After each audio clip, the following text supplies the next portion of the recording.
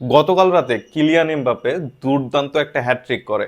আর এই হ্যাটট্রিক করার পর কিলিয়ান এমবাপ্পে দারুণ একটা মাইক ফলক স্পর্শ করে, সেটা হচ্ছে কিলিয়ান এমবাপ্পের আইডল ক্রিস্টিয়ানো রোনালদো ৬০টা গোল করতে, যেখানে ৯৮টা ম্যাচ খেলেছিল চ্যাম্পিয়ন্স লিগে, সেখানে মাত্র ৮৯টা ম্যাচ খেলে ৬০টা গোলের মাইক ফলক স্পর্শ করেছে কিলিয়ান এমবাপ্পে। হয়তো সে তার আইডল ক্রিস্টিয়ানো রোনালদোকে ছাড়িয়ে যেতেও পারে, এটা আসলে সময়ের বিষয়, সময় বলে দিবে আসলে কি হতে যাচ্ছে।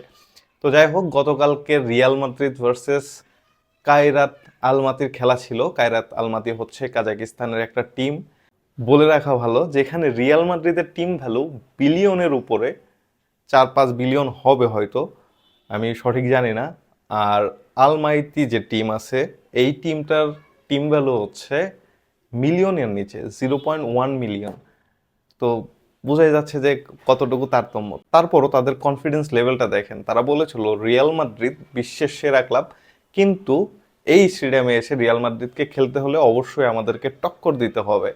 তারা সেটা করে দেখিয়েছে। রিয়াল মাদ্রিদ ফার্স্ট হাফে খুব স্ট্রাগল করেছে, মানে স্ট্রাগল বলতে তাদের বিপক্ষে, তাদের মতো ছোট টিমের বিপক্ষে ভালোই স্ট্রাগল করেছে। রিয়াল মাদ্রিদ হাফ টাইমে জাস্ট একটা গোল করছিল, তাও হচ্ছে পেনাল্টি পেয়ে। সেকেন্ড হাফে আসলে তারা ওই রকম ধারাবাহিকতা ধরে রাখতে পারেনি, যার কারণে আরও 4টা গোল খায়। কিন্তু ফার্স্ট হাফে তারা দুর্দান্ত ছিল।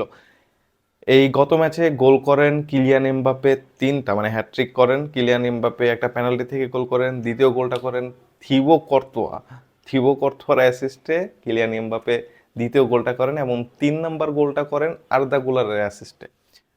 আর 4 নম্বর গোলটা করেন হচ্ছে কামাভিঙ্গা, সে সাবস্টিটিউশন থেকে নেমে এসে গোলটা করে, আর অ্যাসিস্টটা করেছিল রদ্রিগো। 5 নাম্বার এবং সর্বশেষ গোলটা করে ব্রাহিম ডিয়াজ।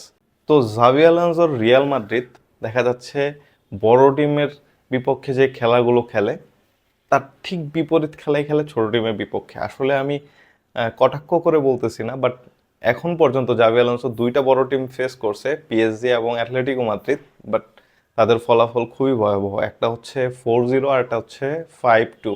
তো এখনো বলা যাচ্ছে না জাভি আলোনসোর রিয়াল মাদ্রিদ টিমটা আসলে কতটা স্টেবল। বাট ছোট টিম বা ওই রকম টিম না হইলে রিয়াল মাদ্রিদ কিন্তু খুব ভালো পারফর্ম করতেছে, গোল করতে পারতেছে। হয়তো একটু স্টেবল হতে টাইম নেবে, এবং বড় টিমের আন্ডারে এবং বড় টিমের বিপক্ষে রিয়াল মাদ্রিদ আসলে কতটা ভালো করবে এবং কতটা সুইটেবল করবে, এটা আসলে সব কিছুই জাভি আলোনসোর উপর ডিপেন্ড করে। কারণ রিয়াল মাদ্রিদে সব থেকে বড় সমস্যা হচ্ছে মিড, এবং মিডে কিন্তু রিয়াল মাদ্রিদে মোটামুটি প্লেয়ার আছে, কিন্তু যেই প্লেয়ারটা নাই সেটা হচ্ছে একজন ক্রিয়েটিভ মিডফিল্ডার, যেটা আমাদের আগে ছিল টনি ক্রুস, লুকা মডরিচ। সেই জিনিসটা নাই এখন। একজন আছে, দানি সেবায়োস, বাট সে ম্যাক্সিমাম টাইম ইনজুরিতে থাকে, এবং ফুল ম্যাচ খেলালে ইনজুরিতে পড়ার সম্ভাবনা বেড়ে যায়। এই কারণে আসলে ওই রকম তাকে স্টার্ট করানো হচ্ছে না। ফেদে ভালভার্দেও আগের মতো জ্বলে উঠতে পারতেছে না, হয়তো জাভি আলোনসোর ট্যাকটিক্সের সাথে সে স্যুট করতে পারতেছে না। বাট দানি সেবায়োস যে কতটা ভালো মিডফিল্ডার গতকালকের ম্যাচে প্রমাণ করছে। অ্যাটলেটিকো মাদ্রিদের বিপক্ষে যদি সে থাকতো, হয়তো 5 গোলের জায়গায় 3টা বা 4টা গোলও খেতে পারতো রিয়াল মাদ্রিদ। তো যাই হোক, আসলে মিডটা আস- তো যাই হোক, মিড আসলে টিম কন্ট্রোল করে, পুরা গেমটাই কন্ট্রোল করে মিডফিল্ডাররা। সো মিডফিল্ডার খুবই ইম্পর্টেন্ট। জুড বেলিংহাম ইনজুরি থেকে আসার পর ওই রকম পারফর্ম করতে পারে নাই, হয়তো সামনে পারফর্ম করতে পারবে। আর জুড বেলিংহাম ক্রিয়েটিভ মিডফিল্ডার না, সে হচ্ছে অ্যাটাকিং মিডফিল্ডার।